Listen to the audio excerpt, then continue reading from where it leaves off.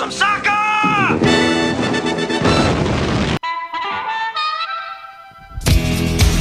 I can't do it. We'll do it live. We'll do it live. Fuck it. Do it live. I'll write it and we'll do it live. Fucking thing sucks.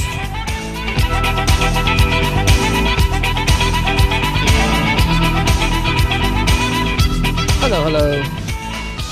Welcome to Open Wide for Some Soccer. My name is Tucker Tillman.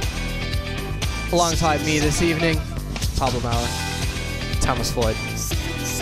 Guys. I think we wanted to use Taylor Twellman instead of Bill O'Reilly there, but it probably shouldn't have time.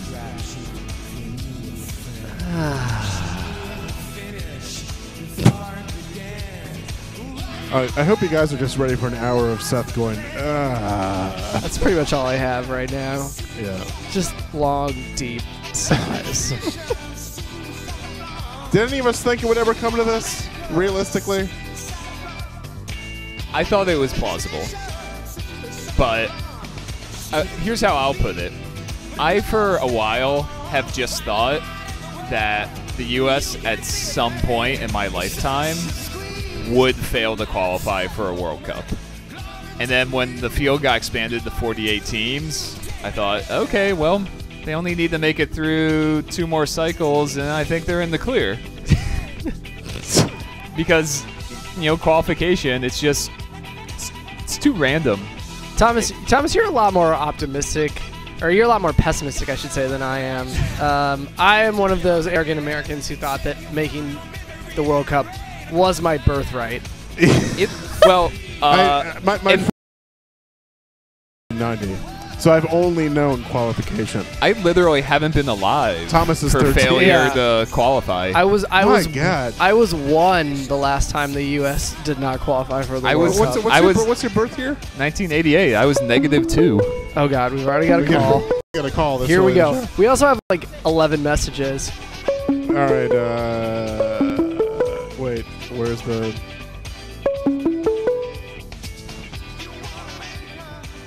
All right. 7:03. You're on Open Wide for Some Soccer. How can we help you? Hey, I wanted to know, of all the goals scored against the men's national team this year, who has the better chance of stopping those? Bill Hamid, Tim Howard, or Brad Guzan? Tim Howard, famously pointed out by Alexei Lawless, as the Belgium game was 3 years ago or whatever. Maybe not been on his best form recently. I'd say that's an understatement. Yeah. I don't think he's been in his best form for about a year and a half. Yeah, I've consistently said for the past couple of years that I think Hamid is possibly their best option at goalkeeper, but for one reason or another, it doesn't seem to be panning out. Yeah, and there's even Raimondo. No. Thank And so you. the thing is, thank you for steering me on that one. they've. This is one of the many frustrating aspects of what's happened over the last several months. But the fact that they kept calling in Raimondo over and over again when he had no real shot at ever starting for the U.S., no future with the national team, and was playing for like a last place team for the most part. Yeah, instead of guys like Hamid or Ethan Horvath, when you can get them on a roster, when you can get them experience, and when you can actually play them when it's become clear that Howard and Guzan just aren't able to get the job done anymore. Last night was one of the worst games I've ever seen Tim Howard have. And you couldn't help but wonder what a different keeper could have done in that situation. I think Tim Howard falling short in that game, and Omar Gonzalez having a horrific miscue that led to a first goal. And to be honest, that's pretty much why the U.S. lost. It's Gonzalez made a mistake on the first goal. Howard didn't do what he needed to do on the second goal, and that was it. And those are two players who I think the results on the field over the last few months, at least over the last 4 qualifiers, have shown that they should not have been in the lineup for that game. And it seemed a bit bizarre that someone as pragmatic as Bruce Arena, who has his track record, chose to ignore that and kept Brad Guzan on the bench, kept Jeff Cameron on the bench, and it came back to bite them. Yeah, I mean, Omar, the mistake that he made against Honduras for their first goal, that probably should have been enough evidence that he wasn't the right person to have there. Also, the fact that you have an every week English Premier League starter on your roster in the form of Jeff Cameron, who, yeah, he didn't have a great game against Costa Rica, but it's hard to argue that he wasn't the better choice to go out there last night, and also against Panama, and in every game that he's there. I mean, clearly there's something going on there with Cameron. I think Arena is just more comfortable with Omar going back to the Galaxy days, but objectively it's hard to argue that Cameron is not a better player. You gotta, I mean, as an aside, you have to feel for Omar Gonzalez, who, yes, after the game, I believe his exact words were, "It will haunt him forever." By the way, happy birthday, Omar Gonzalez. Today is his birthday. Oh God. Yeah, not been a good week for Omar. But there is a. I'm going to say this once. There's a human side to all of this that I think most of what I thought about today is just about how much this sucks for those guys, because it's something they'll have to live with forever. Yeah. So normally on this show, so moving on. Normally on this show we have something of an outline, and tonight we really don't. I think we're just sort of free forming it. We have been drinking a little bit, not a ton, but just enough. But we do have sort of a rough set of topics that we wanted to get to. So I think I want to start with just last night. What happened last night? Well, here's my take. I think this U.S. team in this cycle just could not figure out road World Cup qualifiers in CONCACAF. And those have always been an issue for the U.S. I mean, we look back at the last cycle, losing in Honduras, losing in Jamaica, settling for a draw in Guatemala, then even back to the semi-final round of this cycle when Klinsmann was still in charge, losing at Guatemala, settling for a draw at Trinidad. In fact, the only 3 points the U.S. got on the road, all of qualifying, over the course of, I guess it's 8 road games, was at St. Vincent and the Grenadines.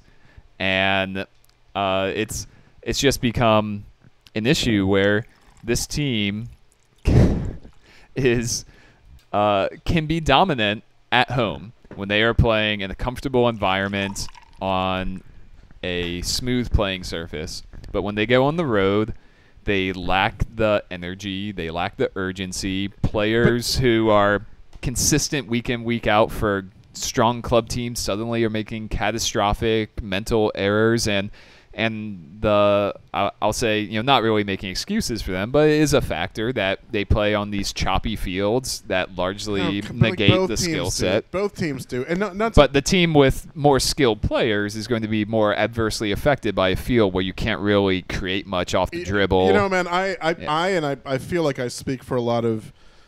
I do see your point, and it is true, I'm not making an excuse for them. I'm just saying, to me, that is why they didn't qualify. Okay, but first of all, it's not like the U.S. is a team that moves the ball gracefully through midfield, and this has all of a sudden been neutralized by a choppy pitch. Second of all, you do hear, this is, if you talk about games in Costa Rica or at Azteca, it's something you hear where it's like, these are impossible places to play. You look at where they played last night. There were probably 4,500 people there. The field actually didn't look terrible, right? There's no excuse for this. I mean, come on. The field was pretty bad. What I'm saying is that the excuse of playing on the road in CONCACAF is a sensation. People the USSF has gotten so much mileage out of that.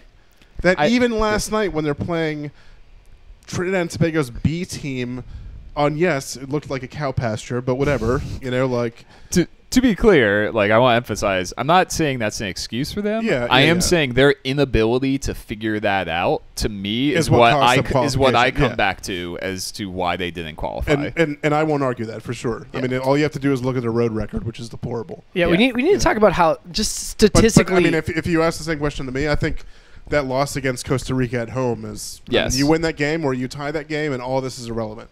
You know, so That's true. But like last night, the U.S. was playing a team that going into that game had 3 points in 9 games. Yes.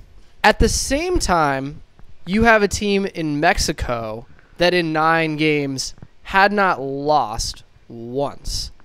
So the circumstances that took place last night were just so improbable. I mean, not only did the U.S. lose against easily the worst team in the Hex, playing without some of their best players, but you had these other 2 games going on simultaneously where at one point Honduras was losing to Mexico, and at the same time Panama was losing to Costa Rica. So you needed to have Honduras and Panama both score multiple goals to overturn deficits, not only to tie, but to win both of those games.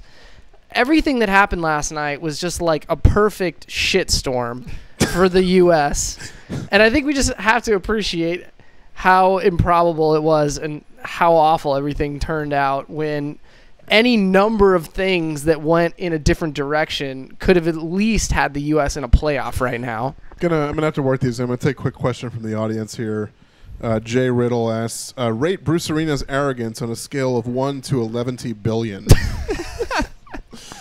I'm going to go with maybe a 7 on that one. I'm not sure. You know. Tenity billion? I mean, that's Bruce's way. Yeah. You know, like it's just, he comes off that way, I think. I don't think he was actually, Yeah, know.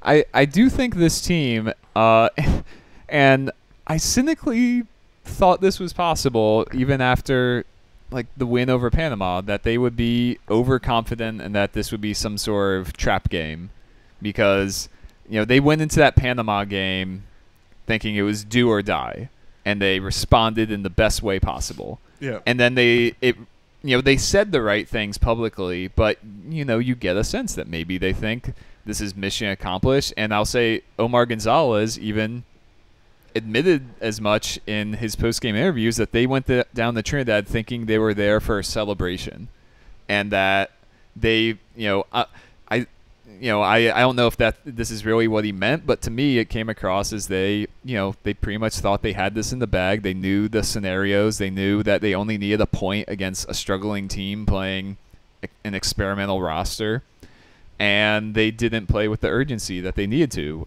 If they had gone in with the mindset that they had against Panama, when they knew they needed to respond in an emphatic fashion to qualify for the World Cup, then I think they get the result they need. But that urgency wasn't there. And I'll also point to the fact that Bruce Arena said he did not spend 1 second thinking about the Trinidad game until after they had beaten Panama, which fed into the mindset of, well, if we beat Panama, then the second game should be a piece of cake, and at that point it's almost a formality. And I think that mindset could have contributed to them falling short. Can we talk, I guess one of the few tactical points we could touch on, thoughts on Bruce starting the same 11 from game to game? Because to me the second I saw the lineup, actually good friend Charles Bohm from MLSME,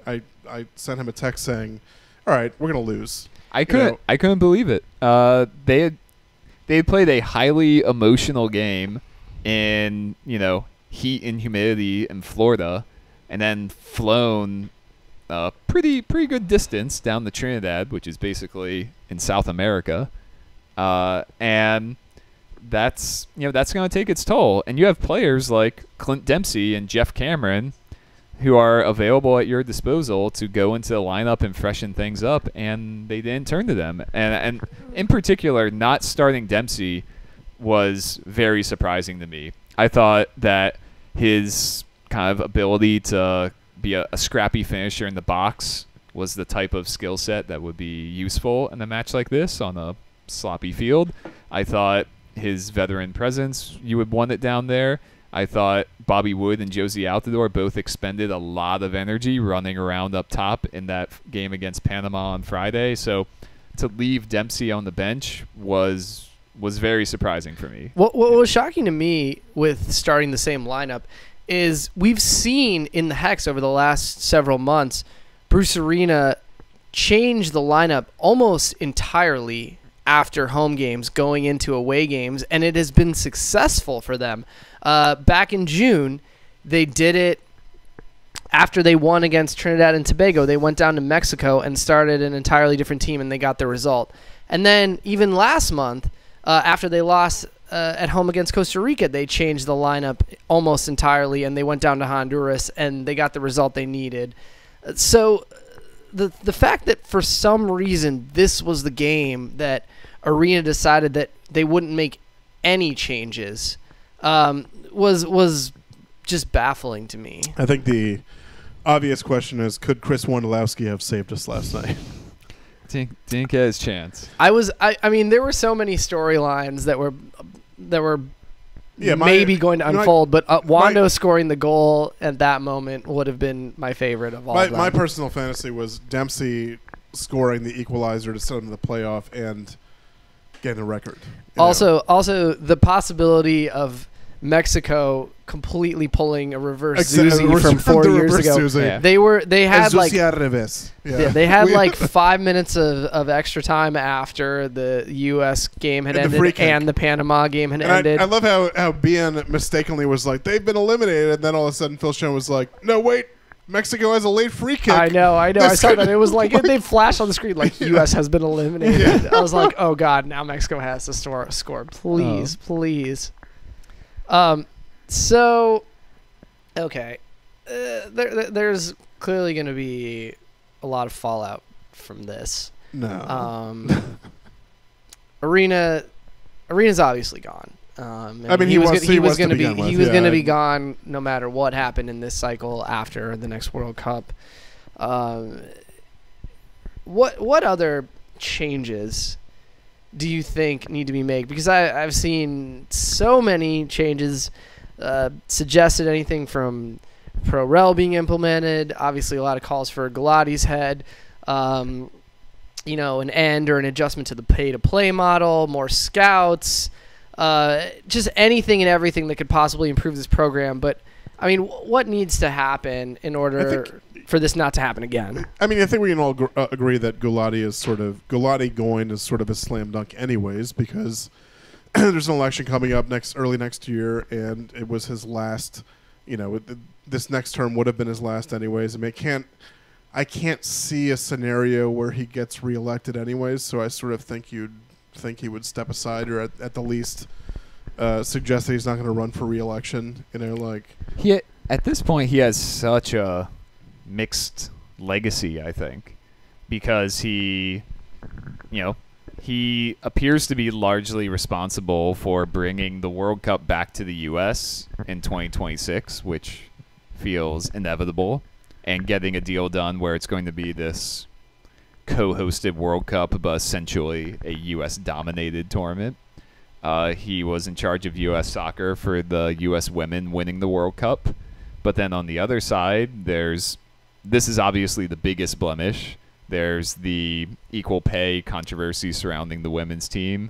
There's the Olympic teams falling short. Yeah. I mean, it reminds me of a tweet from last night from Shin Guardian, Matt, who said, on Sunil's watch, the U.S. has lost a World Cup bid, ignored domestic abuse, alienated our ladies team, overpaid a poor coach, and missed the World Cup. Mm-hmm. So, I mean, I think that pretty much sums up the negative side of things. Yes. Yeah. And the Klinsmann... Arena ultimately fell short. But then the U.S. being in this hole to begin with, I think, is largely because of a reluctance to dismiss Klinsmann when he, I think, should have been gone after losing the 2015 Gold Cup, or at the very least the 2015 CONCACAF Cup, which was a couple months later. And let's be clear, if Klinsmann is fired at that point, arena is not the replacement. Right. They are actually able to bring in a coach who will stay for an entire cycle rather than an arena type who's just basically a stopgap. Yes.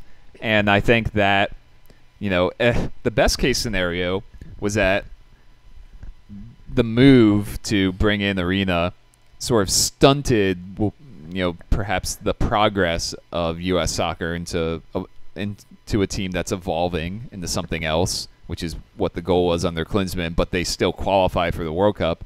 And now we just got the worst case scenario where they failed to qualify for the World Cup. They aren't evolving as a team. They just need to blow up things roster-wise, coaching-wise, and this is as bad as it gets for the U.S. So I'm going to go to the voicemail here. We get a question actually in relation to Sunil that we'll take a listen to.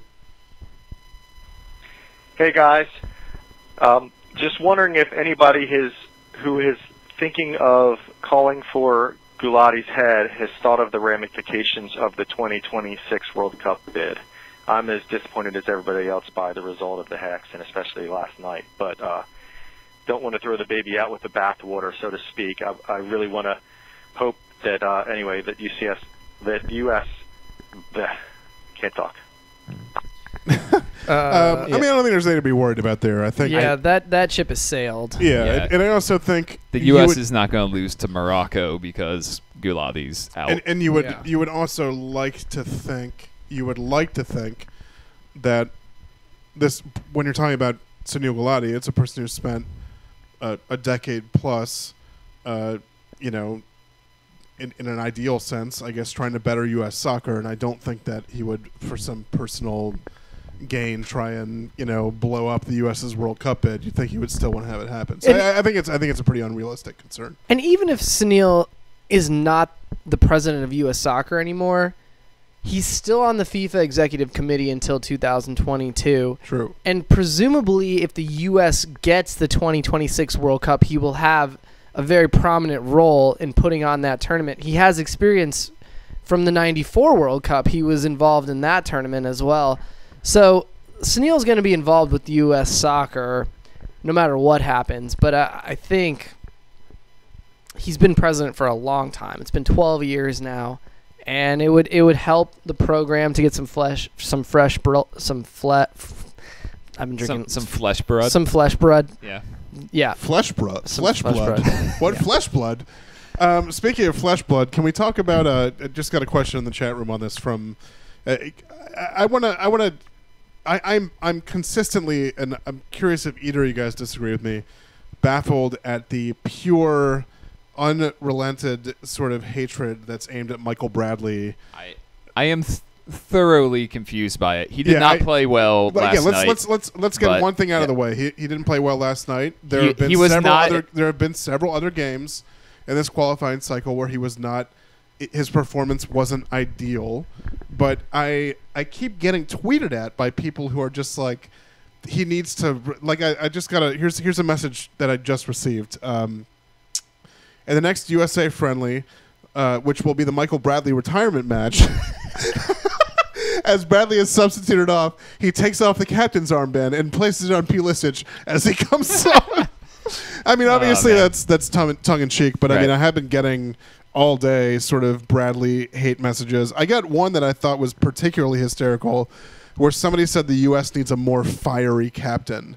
And it cracked me up because you ask anybody who's been on any team with Michael Bradley, and they'll tell you he's like one of the most intense human beings they've ever met, right?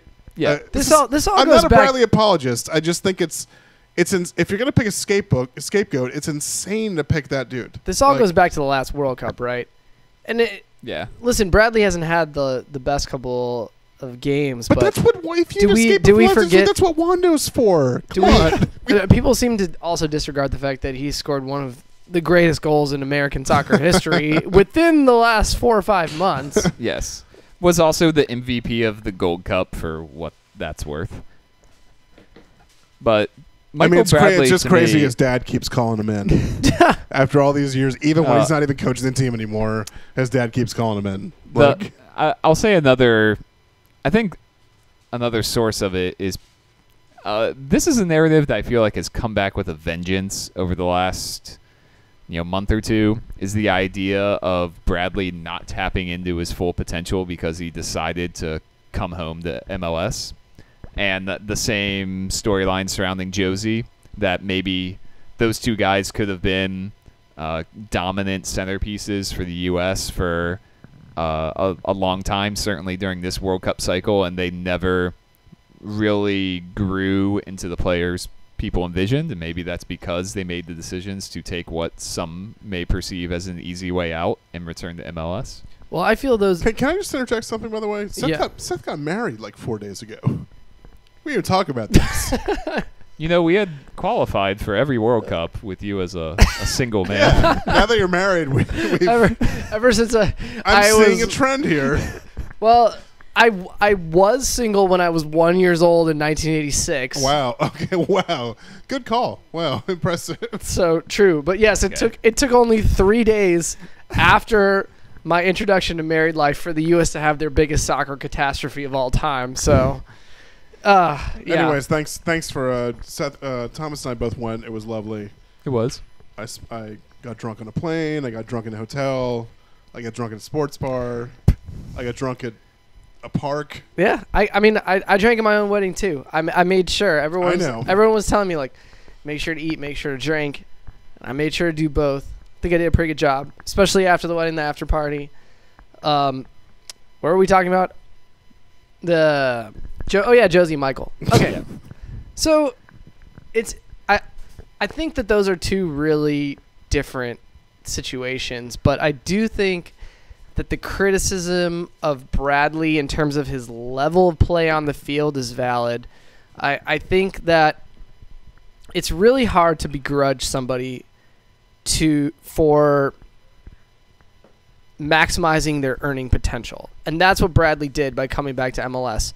However, it's hard to say that he made himself better as a player by leaving a top-tier Italian club like Roma to come back to MLS. And he at the time had been relegated to the bench at Roma, but he's a guy who clearly would have had options in other top European leagues to find minutes. Right. Yeah. Josie is clearly a different situation. He had a disastrous move to Sunderland and needed to go somewhere where he could start every week and rebuild his confidence, and that's what he found in TFC. And I think right now, Josie at age 27 is probably the best version of himself that we've seen in his career, maybe with the exception of that 1 year in the Netherlands where he scored every game. But those are two different situations. But certainly I think with Bradley, it's a valid criticism. With Josie, I think you could make an argument that he has improved and evolved as a player since he came to MLS, largely because of the fact that he's played with Sebastian Giovinco up top. I think his passing, his combination play has gotten better just training and playing matches with a player of that caliber every match. I will say, when I look at the U.S. team, I think the struggles of this cycle could largely be chalked up to the fact that, the U.S. had, I think, 3 all-time great players in Tim Howard, Clint Dempsey, Landon Donovan, who all were in their primes around the same time, and they're now all around the same ages. All, Donovan obviously is retired in his mid-30s, Dempsey in his mid-30s, Howard a little older, but this was a generation of 3, all-time greats for the U.S. And then they went about 15 years before another truly transcendent difference maker came into the lineup in Christian Pulisic. And in between, it feels like Bradley and Altidore did not live up to their full potential. Let's go to the phones. Let's take this. All right, 951, you're on Open Wire for some soccer. How can we help you? So how do I be a fan of U.S. men's soccer and not be a jerk in the wake of us not qualifying? I think you should let your jerk come out. I think you should embrace your inner jerk. Embrace your jerk. Yeah. Do you have anything you'd like to get off your chest? Anything this jerk wants to say about the U.S.'s failure to qualify? Wow. As someone who went to all the home games and went to Mexico and Costa Rica, I would just like to say, yeah, I mean, I feel very betrayed of what I put my time into, but, that's life. I can't really do much about it other than, be a jerk about it, I guess. So I have a question for you, and this is something I've been trying to gauge the fan base with.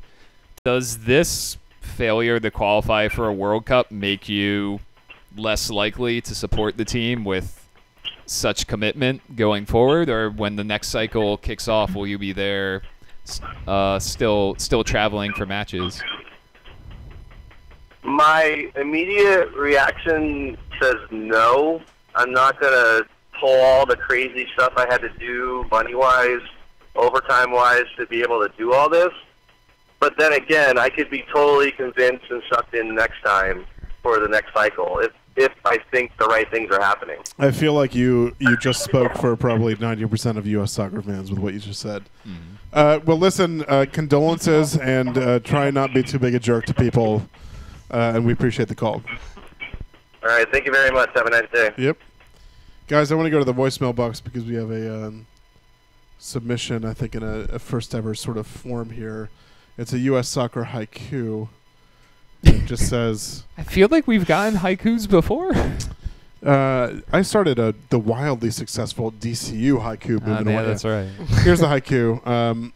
World Cup years away. Dusty jerseys in a drawer. A soccer fan dies. So thank you for whoever did that. Is anyone... I'm surprised this hasn't taken hold in some corner of the internet. Is there anyone out there who's like pushing U.S. soccer to try to file some sort of appeal over the Blas Perez phantom goal? Like in the way that Ireland did after Henry, yeah. Yeah. All right, let's go back to the phones here. Lots of depressed people out there.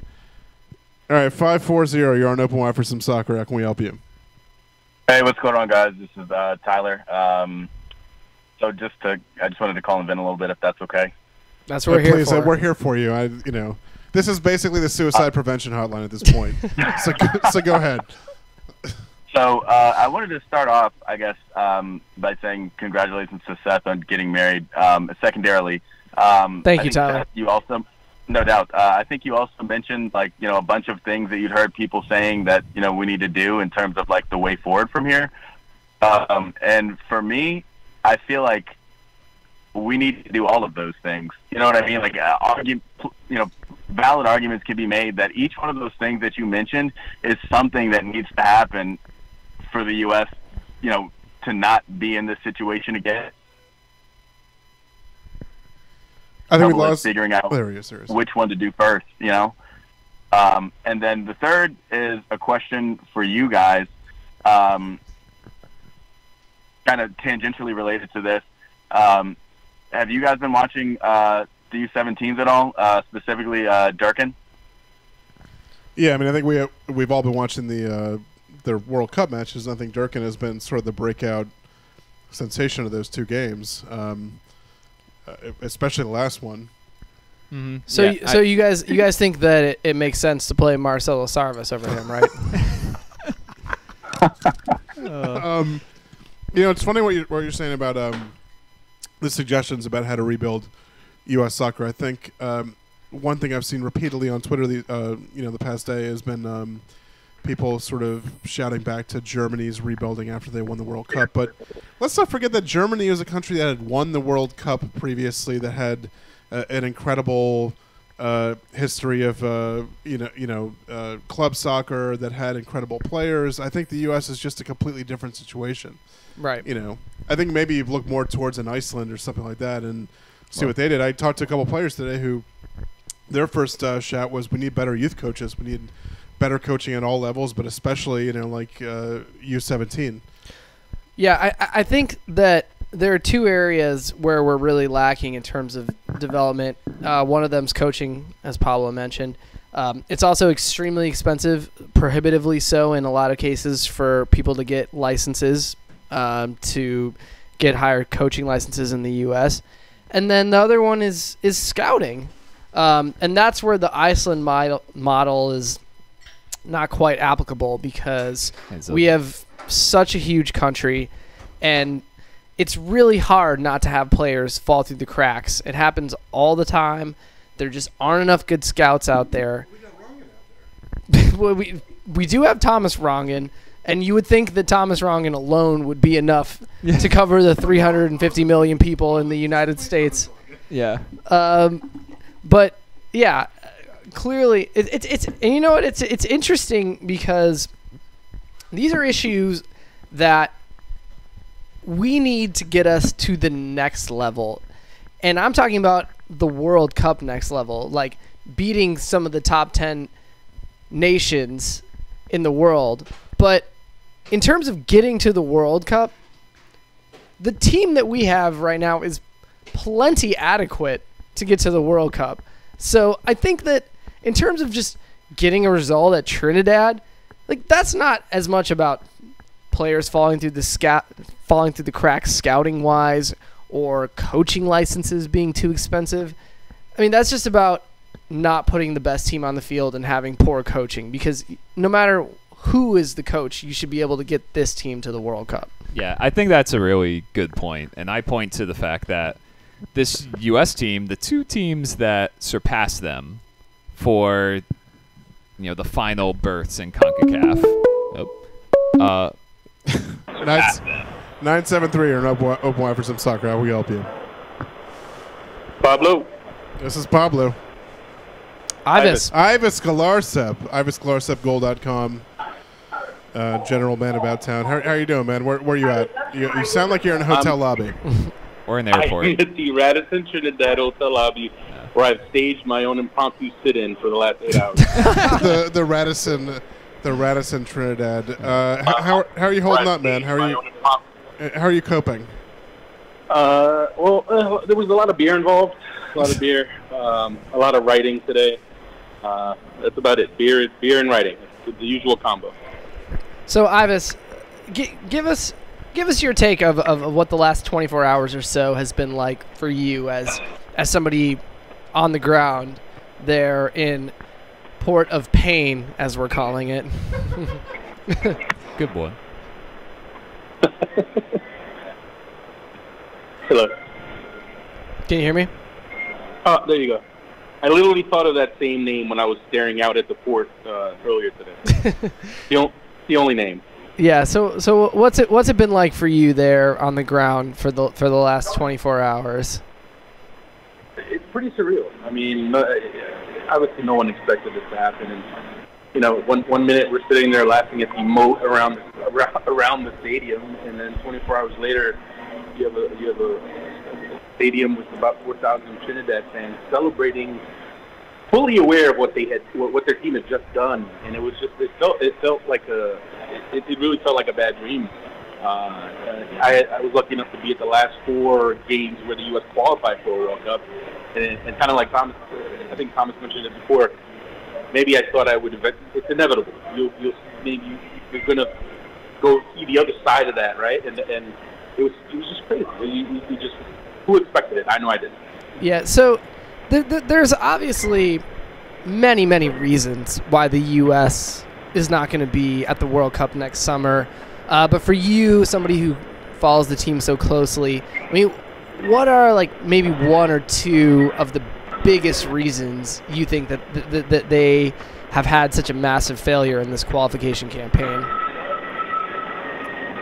Well, that's the thing. Where do you want to start? Do you want to start kind of the bigger picture thing? Because you could be there all day talking about the issues, and a lot of people are talking about pay to play, and that is something that does need to be addressed. But I think you need to point to 2 men in particular, and that's Jurgen Klinsmann and Bruce Arena. Obviously, Sunil Gulati hired both those guys, so he's getting some well-deserved flack today and criticism and calls for his head as U.S. soccer president. But I mean, Jurgen Klinsmann, he helped put the U.S. in a hole to start back, and Bruce Arena, to his credit, he did help the U.S. climb out of that, but then he just threw it all away just being a little arrogant at the worst possible time going into the last match, and he completely mismanaged that match, and it was almost like a guy who just figured, what the heck, we're in anyway. I'm just going to let it ride, and everything that could go wrong went wrong. Yeah, there's a lot of people out there calling for Sunil Gulati's head right now. Are you among that group of people? I mean, I think you didn't you do just as much basically in a piece earlier, or is that? Well, I mean, the first piece I wrote, I said that change needs to happen, and I didn't come out right and say, hey, he should get the boot, but I mean, it's hard not to look at it and say, you know what, it is time for someone new to lead U.S. soccer. I think that is the case, and I heard someone earlier mention, well, you want to risk the World Cup bid in 2026 by getting him out of there, but as Seth pointed out, he doesn't all of a sudden lose his spot with FIFA. He's very tied into FIFA. They love him at FIFA. He's played that game well at FIFA, so he's still going to have a position of influence. I just don't think he needs to be the head of U.S. soccer anymore, and he can still help the game here in this country without necessarily running U.S. soccer. And for me, maybe the reason I didn't jump right out in my very first season and say, hey, he has to go, I kind of alluded to the fact that maybe he should, is who takes his place? And that's the thing where you have to kind of be careful, where it's easy to like call for blood and say, okay, he's got to go. I get that, but we need to make sure we have some options that are some good options, and not go from bad to worse, and not go from replacing him who is Gulati, who's ineffective, and replacing him with someone who's just could potentially be even worse. So that for me is where there's a little kind of hesitation to call for his head, but I think it's pretty clear a change is needed. Yeah, I'm curious if, I hate to put you on the spot, but I'm curious if you have any suggestion at all to who might take Sunil's place. I think it's obviously still really early, but is there anybody that jumps out at you as a potential replacement? Well, that's the thing, right? I was thinking about that earlier today, and because I'm still in the process of writing pieces off of what happened here, and I started thinking about that, like who's a qualified candidate?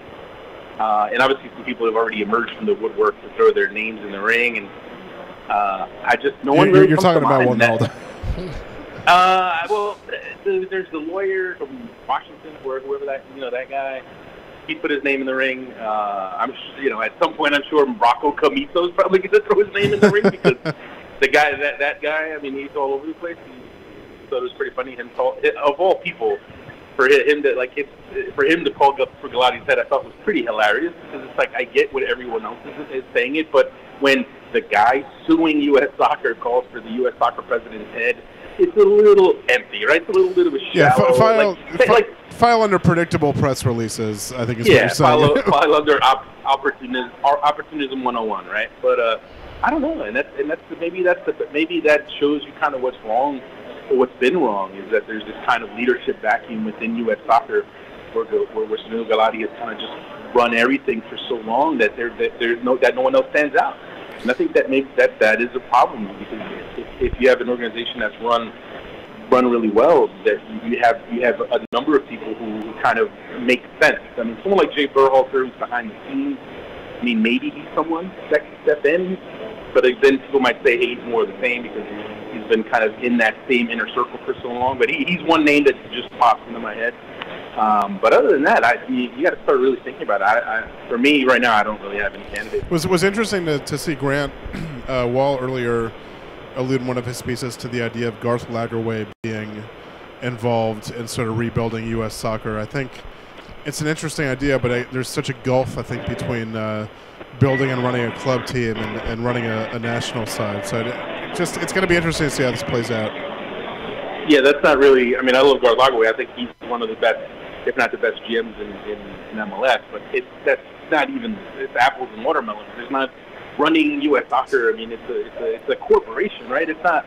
Or it's not managing a team or building a team. It's not really the same thing. I mean, you could say Garth Lagerwey for like technical director, something like that of U.S. soccer, but not. Yeah, that's not. I don't really. Yeah, Ivis, last question, because we have a lot of voicemails and calls to get to, but we know that Bruce Arena's time as the coach of the U.S. national team is coming to a close. Who in your mind do you think are some of the best candidates to take the U.S. Through the next qualifying cycle? Well, I don't know how many goal.com plugs you're allowed on this show. Since two of you guys actually work for goal.com, but you are allowed an infinite amount of goal.com plugs on this show. I love it.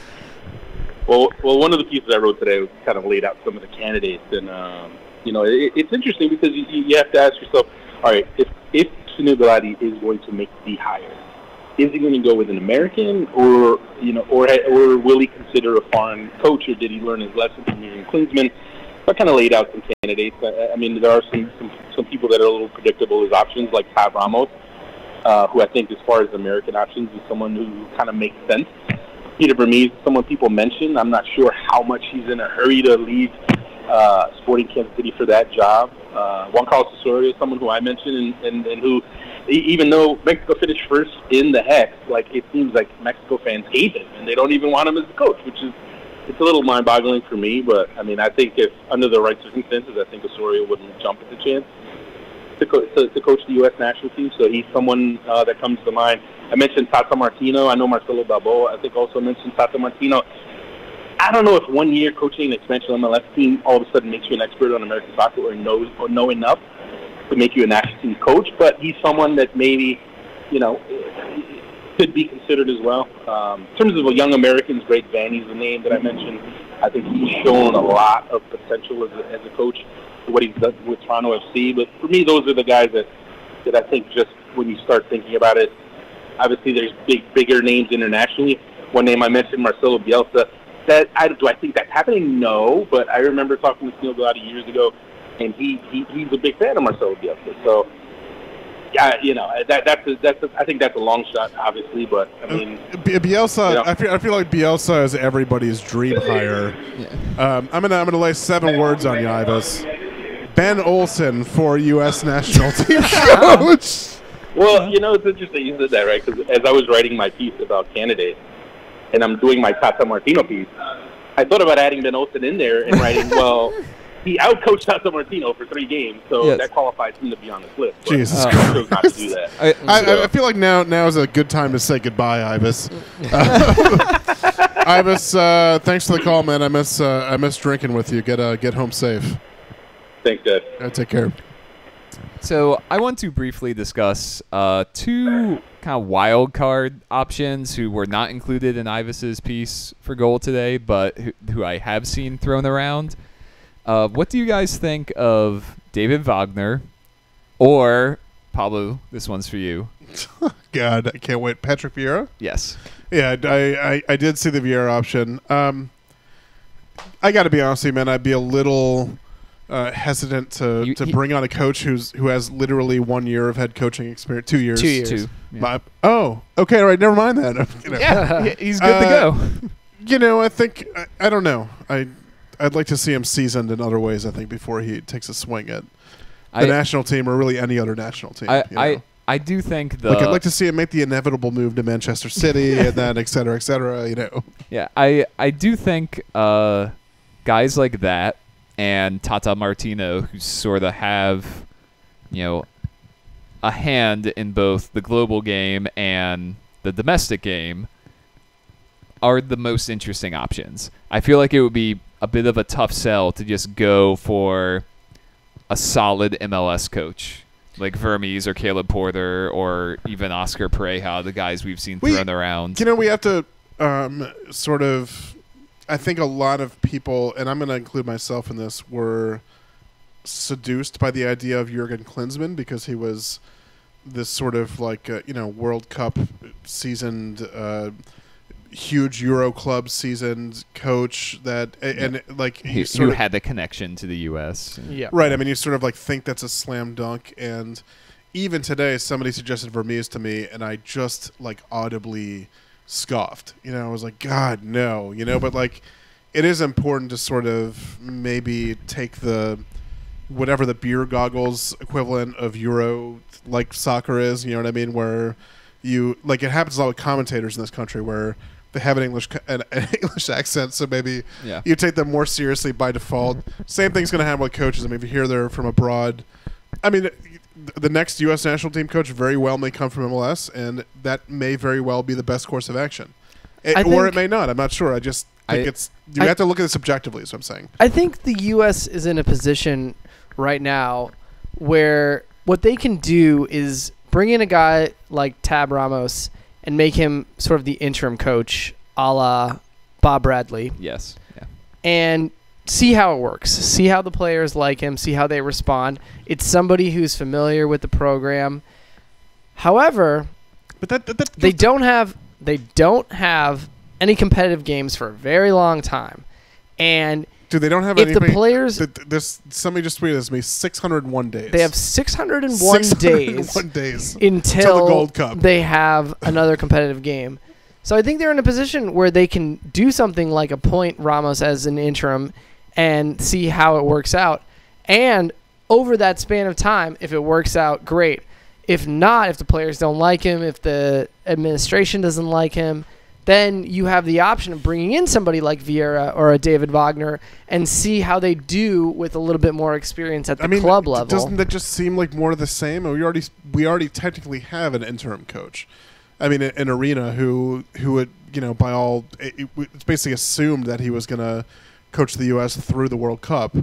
That was during happier times when we assumed the U.S. would qualify for the World Cup. But right, I just feel like if you get a Ramos, to your point, I mean, I feel like the whole program needs an overhaul, and appointing a former player as coach on an interim basis or something like that just feels like more of the same. Well, unless you have a long-term plan to hire somebody else. I was about to say, here's the more pragmatic way of looking at that same scenario. Lontan for U.S. national team coach. Yeah. What we're talking about in the next year is the January camp, which will be different than any January camp we've ever seen before.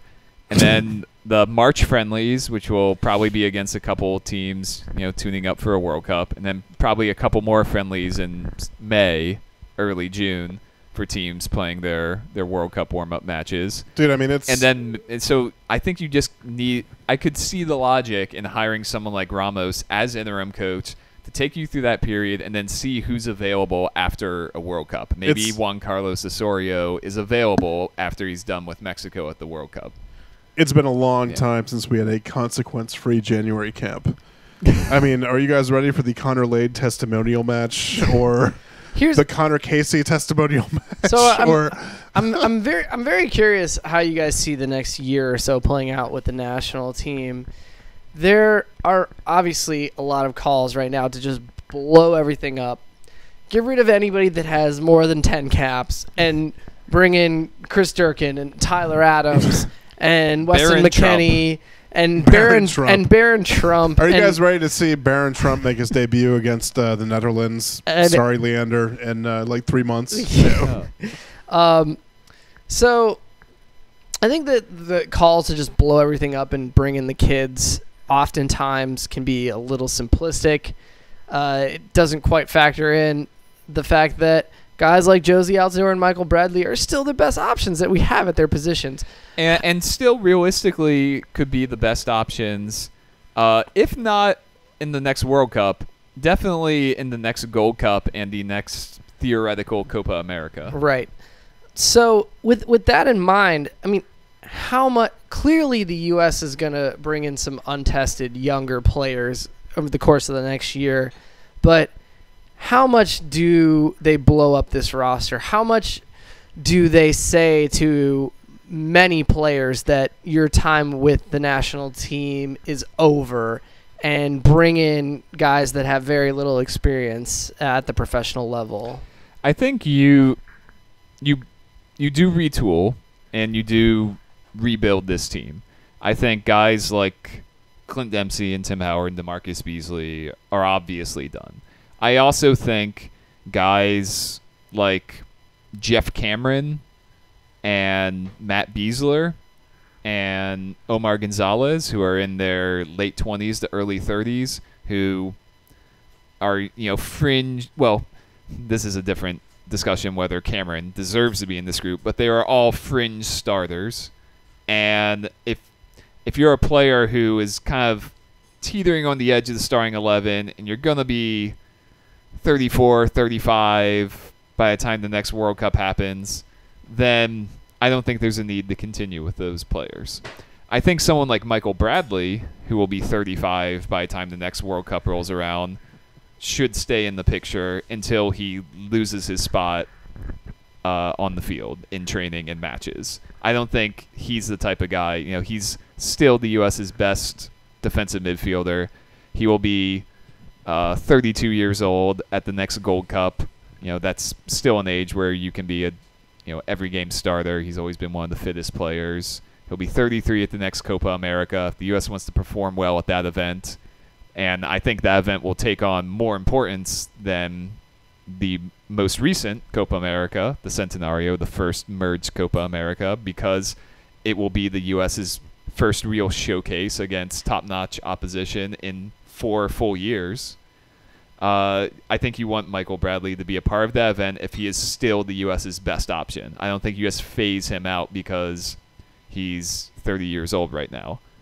So that's kind of I don't know if it's a somewhat arbitrary line that I'm drawing, but that's where I put it. And then obviously younger guys, DeAndre Yedlin, Bobby Wood, goes without saying Pulisic. Those are guys who have been in the mix and should still be in the mix because they are at an age where they 100% can contribute over the next 5 years going into Qatar. Speaking of Pulisic, is it possible to just temporarily loan him to a better country so he can play in the World Cup? I is don't he know. eligible for? It is funny. Let's take this real quick. DC area code. All right, 202. You're on Open Wi for some soccer. How can we help you? Hey, what's up, guys? Nothing much. Well, what's on your mind? I want to know what happened. Well, Hillary Clinton wrote the book. Yeah. And also, so Donald Trump, unbelievably, Donald Trump is our president. That's the first thing that happened. And, yeah. And then the U.S. didn't qualify for the World Cup. And then at some point, David Bowie and Prince died. Oh. And Tom Petty. And Tom Petty died. Right, exactly. God. So I don't know if really dark. stop me if this has already been suggested by a previous caller. But when is Thomas Floyd going to run for U.S. Soccer Federation president? Oh, that's that is a great question. I feel like Thomas is as qualified as any of the other people who have submitted their name for a challenge to. I mean, I think we already know what his campaign slogan will be: is Thomas Floyd. Oh yeah. I'd vote for that. Absolutely, I'd vote for that. Thomas, any thoughts as to maybe staging an anti-Wijnaldum campaign or something like that, running against Wijnaldum? I'll leave you in suspense. Wow, impressive. I'm gonna take that as a yes. So let me ask you something. First of all, 202. What's your name? My name? Yeah. My name's Charlie. Charlie, what's your mood right now? I mean, it's how are you feeling? Is everything okay or? Well, I was pretty nauseous all day, and it was more about just fretting over the fate of the sport in this great country rather than it was actually, the team itself, because the team deserves what they get. They had about 10,000 chances to turn the ship around, and they kept failing to do so, and they're where the standings say they deserve to be. But I think I'm interested to see whether this anger that people have is legit. If it like persists, are people really pissed off enough, and do they have enough of an attention span to actually change something or demand that changes be made? By the way, besides like Rocco Camiso and American Outlaws. I've identified Charlie here as Charlie Boehm at this point, who I didn't immediately. Obviously, Prince Among Men, MLS soccer writer, all-around great dude. Listen, I'm on this call as a citizen, fellas. Yeah, Charles is off the clock right now. I guess a lot of journalists are off the clock these days. I'm seeing a lot of people calling for Sunil Gulati's head that weren't doing this like 3 days ago for one reason or another. But yeah, this has been a shock. I mean, I was just telling Seth and Thomas before the show. I just sort of sat in disbelief in front of my television for 10 minutes. I think. It's funny, I talked to Seth like a year ago. We were on the way home from a DC United game, and both of us have an appreciation for Schadenfreude in the way that a lot of people do. And we actually asked the question, like, if the U.S. could miss the World Cup, like, is that something you would almost want to happen just to sort of see what would happen? And both of our answers were no, absolutely not, for varying reasons. I mean, I think Seth said it would be horrible for those of us that work in the industry. I said, I feel like the national team is the last team that I root for at this point, and it would be upsetting to me as a fan, and I don't know, I'm just still processing all this, I think. Do we think that this is going to have a tangible negative impact on the health of the sport in the US, or are those concerns perhaps overblown? It's something that will sting for the next few months, through the World Cup, but that, eventually people will get over it, fans will stick with the team, and by the time the next cycle begins, all will still be well. It's so hard to quantify the number of people who every 4 years watch the World Cup, and it's maybe the first time that they've watched soccer, and they get into it, and after that they pay more attention to soccer, if not becoming full-blown soccer fanatics, at least have soccer on their radar. And it's even more impossible to quantify how many of those people actually watch MLS. Honestly, right. You know what I mean? I don't know, Charlie. What do you think? How devastating, if it is devastating, of a blow is this to sort of soccer in the U.S.? I don't think we'll ever be able to really measure it, because you can't measure the it's hard to measure the absence of something in this case in particular, but I do think there's I thought Taylor Twellman on one of his many ESPN hits today mentioned, if there's just one 10-year-old kid out there who would be watching World Cup games on his or her summer vacation and gets inspired and becomes the next Christian Pulisic. That sounds like sounds silly, but that's how this happens at a childhood level. I mean, for me, there were those little glimpses of the game as a elementary schooler that somehow or another stick in your brain, and this is a huge opportunity that a certain group of kids just aren't going to necessarily connect to it, and you just can't measure that, but it's definitely real. And I think the thing that I've thought about a lot is we have this conversation on social media all the time, right? Is the casuals versus the hardcores, and is MLS and U.S. soccer not spend enough time and reach out enough to the soccer first community, as it's called?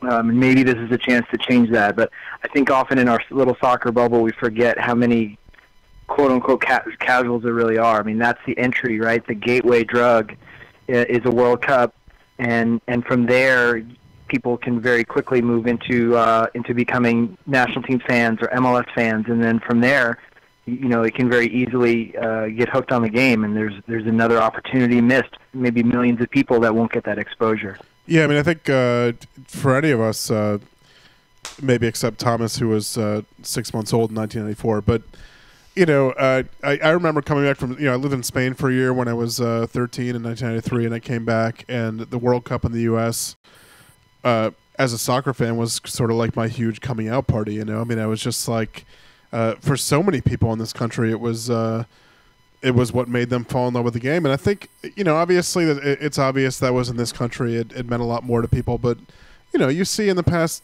4 or 8 years, every World Cup, I talked to people who I never thought would care about soccer, who all of a sudden take an interest, all of a sudden ask me to take them to an MLS game, etc. And I don't know. I mean, I think you're right. It is hard to quantify, but I think it's undeniable, but that some damage has been done here to the game in the U.S. And we're all going to be dealing with the this is just another hammer blow against the sort of collective self-worth, and like self-perception of the American soccer community. Because we already have these tendencies. Another bullet in the chamber for like the Deadspin crowd is what you're saying, Yeah, I mean, American, right? Like we already are a soccer colonial mentality that what's foreign is always better, and Europe is always better than North America, and what others do and create is inherently better than what we do and create on the field and in the stands, and it's gonna be like a cancer, sort of like eating away over the next couple of years, and especially next summer.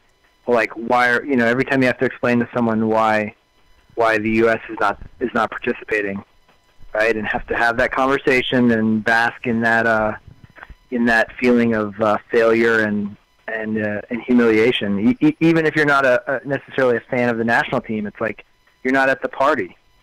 The country is not represented at the party. So I think it's interesting too, because when you have those conversations with people who don't watch soccer every day, this sort of minutia that Seth Thomas and I, you, Ivis, whoever, are talking about goals that could have gotten in, who they could have played, blah, blah, blah, goes out the window, and it just boils down to we weren't good enough, right? I mean, there's no way to answer that question to a soccer newcomer, why is the U.S. not going to the World Cup, other than we couldn't beat Trinidad and Tobago. We couldn't tie Trinidad and Tobago. I mean, it's just borderline embarrassing at this point. Borderline? Yeah, no, I mean, so, I think I said that to you the other day. I said that to you the other night, Pablo. Like, it's not.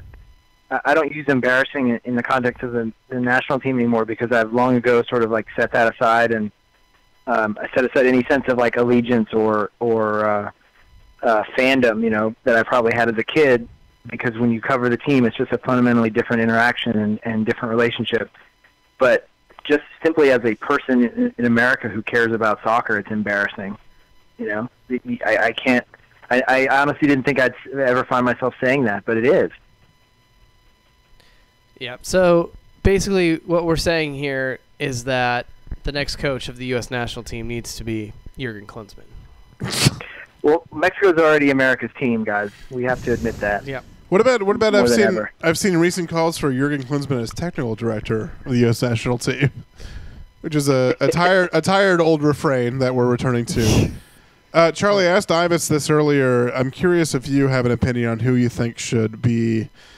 Let's do both: the next U.S. soccer president and also the potential next U.S. soccer head coach. He already told you who you think should be president.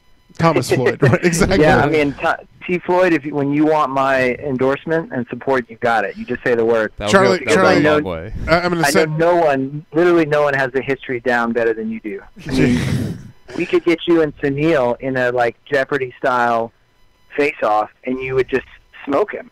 I mean, it'd be like the reserve goalkeeper for the 1998 Rochester Raging Rhinos. Charlie Spears. I love that lady with Raging Rhinos, which is period correct for 1998. Yeah. Charlie, I actually just got a request on Twitter to challenge Thomas with a 6 Degrees of Rochester Rhinos. We haven't even done that yet. Yeah, I'm curious if you can come up with what you think is an obscure player.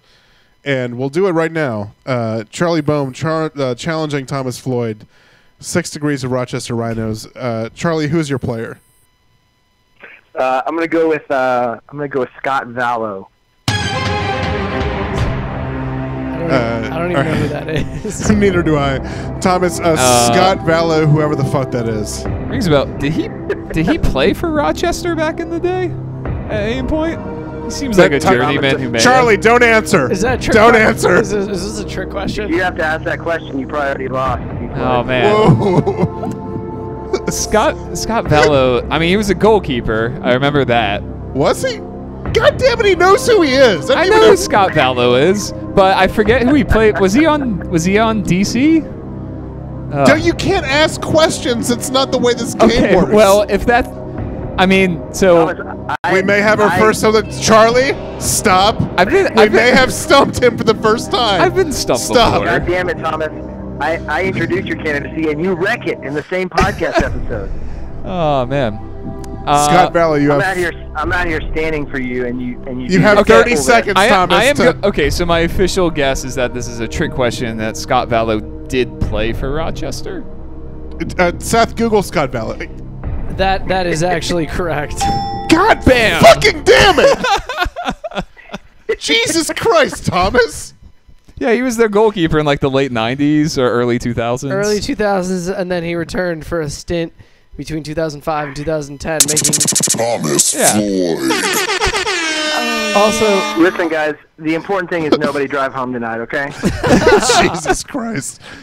Charlie, we appreciate the call. Wait. Hold on a second. Who though is your pick for U.S. soccer president and potential head coach? Our last question to you. So, I don't know. I mean, if the question's even remotely seriously, I can't say that I would. I really thought a lot about who would have a realistic chance, but I definitely would love to. I would love to hand it over to one of the greatest generations. Guys, I just hung up on Charlie accidentally. Not only did I hang up on Charlie, I hung up on our other incoming call. Oh, great! So He You was hung gonna up say- on him, he was mid-answer. I He was know. going to say the greatest generation. Was So, he talking about Tom Brokaw? I was What's thinking going on? Maybe Tom Brokaw for What do you- USMNT. Yeah, exactly, like General Marshal for U.S. national team. All right, here we go. Andrew, you're on Open Wide for some soccer. How can we help you? Hey, I'm sorry. It's pretty funny that you just hung up on Charlie, but another thing. I think it's Positive funny, note, too. To lead this on, what if it's not actually the end of the world that the U.S. men's national team didn't qualify for a World Cup? It happens to everyone, except maybe Germany, right? When was the last? There's 6 teams in the last 30 years that our country's one of, and this is just one of those growing pains. It's like, you're the high school, college. It's like you're the football captain, and you didn't get the girl one time. Right. Like, this is that moment. I mean, This I is can that never time relate for to us that, but no, I mean, honestly, no one can. That's why they call. That's why they say that. well, all right. So I will point this out, and just something I thought about today. I mean, Argentina could have missed out. Mexico, Chile is Mexico the last- two-time defending Yeah. Copa America champion. They have Alexis Sanchez, Arturo Vidal, legitimately Yeah. some of the best players on the planet, and they to- will not be there. To keep it CONCACAF Yeah. specific, I mean, I feel like people are just overlooking, for some reason, the fact that Mexico needed a late U.S. goal to even qualify last 4 years ago, Mexico won fewer games in the Hex than the U.S. just did.